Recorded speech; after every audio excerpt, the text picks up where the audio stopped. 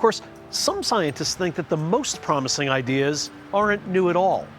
One of the best studied techniques for improving well-being was developed not in a clinic or a laboratory, but on a mountaintop 2,500 years ago. Meditation changes our relationship to our thoughts and emotions. There's nothing magical about it. It's not mysterious. It can be addressed with the known mechanisms of science. Psychologist Richard Davidson has been studying the benefits of meditation since 1992, when the Dalai Lama invited him to India to measure the brain activity of Buddhist monks. He had heard about me through mutual friends and knew that I was a respectable, rigorous neuroscientist who had interests in meditation. And he was interested in promoting scientific research on meditation. And we thought that this would be an amazing opportunity. We can bring portable equipment with us and schlep it up the mountain and see if we can collect some data. So we had quite a journey. We brought about 5,000 pounds of equipment with us. We looked like this crazy traveling rock band with, these enormous cases. Unfortunately, once Davidson was ready to collect the data, the monks had a change of heart. They said that they'd be happy to teach us everything they know about meditation, but they didn't really want to do the tests. But the Dalai Lama himself wanted to continue fostering the dialogue between Buddhism and Western science. This kind of dialogue, very helpful to expand human knowledge about these not yet explored and still vast subject. Our knowledge very limited. So, particularly about inner world, inner science, inner space. In 2000, the Dalai Lama began sending monks to Davidson's laboratory at the University of Wisconsin, where they participated in a series of neuropsychological studies. The results surprised Davidson himself. I thought about meditation as relaxation.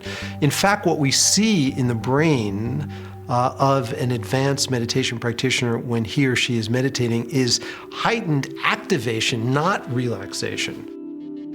Davidson's studies of Buddhist monks and other experienced meditators suggested that while they may appear to be resting, their minds are actually intensely focused. And as they meditate more and more, their brains begin to change.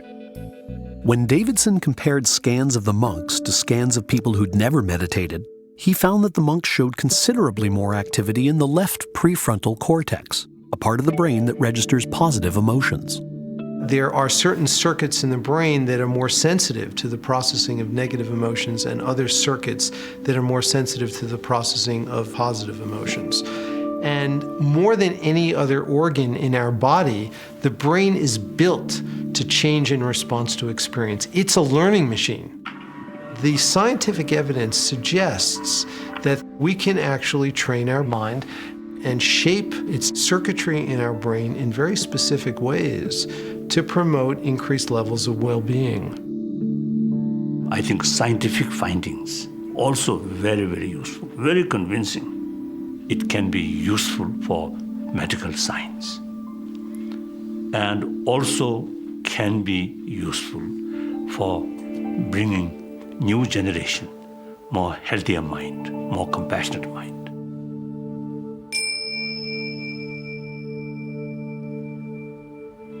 Just give yourself a chance to settle into your seat, to settle into your body, and to settle into this moment. The toxic effects of the chemotherapy keep all of the cancer levels low. So when I stop the chemo, what's to stop it from just flourishing again and from just devouring me? It's really important that I put myself in the state of mind that I can stay calm and cope with it. Allow the focus on the breath to expand. Michelle Gossett has begun studying mindfulness meditation. She attends a weekly class at the University of Pennsylvania and does daily exercises at home in the hope of reducing her fear and anxiety. I'm doing a 40-minute meditation every day, and it's extremely difficult because our thoughts distract us, and it takes a lot of discipline. And the only security that we can ever have is comfort with and confidence in our ability to manage uncertainty. I think most people would agree that physical exercise is good for your health, and the same with mental exercise.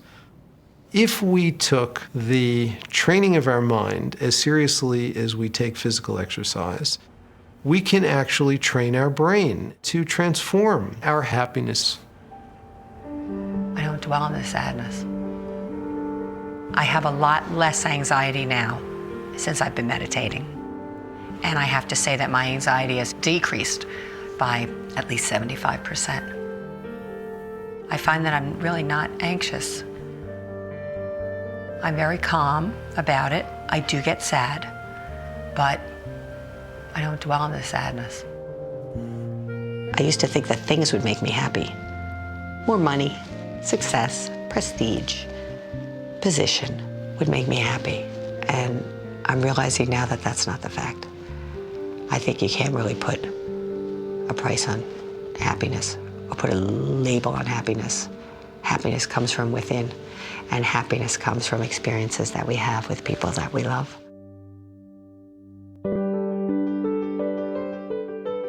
The secret to happiness is that there is no secret to happiness, that it's a choice that you make minute by minute, second by second, and you have to be willing to take the sour with the sweet. Is happiness an experience, that comes and goes, or is it a state that you can live in for long periods of time? I don't know. I'm just happy I have my wife and my children and my many dogs and birds and cats, and maybe if we could lose a couple of those dogs.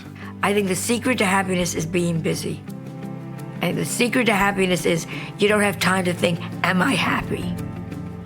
Human companionship is the greatest joy. If I look at the times in my life where I'm most happy, where I'm enjoying myself the most, it's when I'm with my friends or my family and I'm doing something adventurous, something kind of mildly dangerous, and laughing a lot.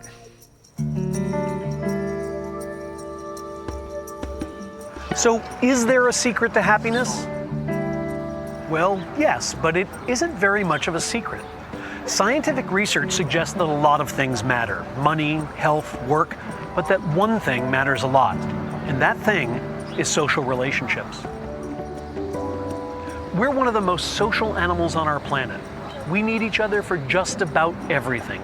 So it isn't very surprising that nature's designed us to experience happiness when we're connected to others.